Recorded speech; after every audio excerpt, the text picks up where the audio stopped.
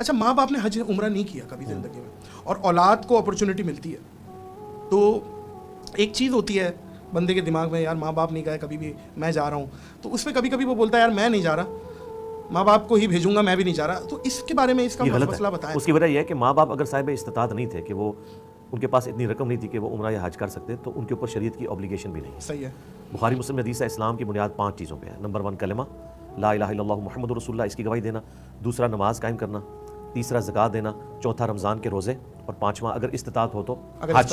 استطاعت ہو تو حج. اگر ماں باپ کی استطاعت نہیں تھی ان پہ حج فرض نہیں ہے, لیکن اگر بیٹے کی استطاعت ہوئی ہے نا تو حج بیٹے پہ فرض ہے, ماں باپ پہ نہیں ہے. پہلا حج وہ کرے جی, وہ خود کرے گا. پھر ان کو ماں باپ زندہ ہیں. ہاں, اگر ماں باپ فوت ہو گئے تب بھی پہلا حج خود کرے گا, تب حج بدل کروا سکتا ہے. ابو داؤد میں حدیث ہے, ایک صحابی جو ہے نا وہ عمرے کی نیت کر رہے تھے اور اس میں اپنے بھائی کا نام لے رہے تھے. تو نبی علیہ السلام نے ان کو بلا کے پوچھا کہ یہ تم کس کا نام لے رہے ہو؟ ان کا میں اپنے بھائی کی طرف سے کر رہا ہوں عمرہ بدل. تو آپ نے فرمایا تم نے اپنا عمرہ پہلے کیا ہوا ہے یا حج؟ ان کا نہیں.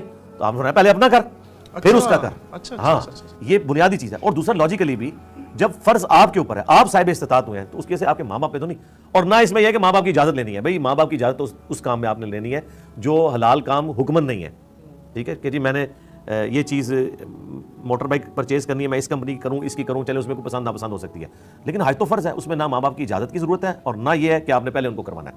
اور اس میں ایک امپورٹنٹ بات, کوشش کریں کہ شادی کے بعد پہلا کام حج کریں, کیونکہ جب بچے ہوتے ہیں نا پھر بچوں کو سنبھالنا بڑا مشکل ہو جاتا ہے, پھر پوری زندگی آپ بچوں کی خدمت کرتے ہیں, حج آپ نہیں کر سکتے. اور کوشش یہ کریں کہ حج اسی وقت کریں جب آپ کی شادی ہو, کیونکہ بیوی کے لیے پھر آپ کو دوبارہ جانا پڑے گا. بخاری مسلم میں حدیث ہے, ایک صحابی کا جہاد میں نام لکھ لیا گیا تھا اور بعد میں نبی علیہ السلام کو پتا چلا کہ اس کی بیوی حج کا ارادہ رکھتی ہے. آپ فرمایا اس کے ساتھ جاؤ, محرم بن کے حج کرو.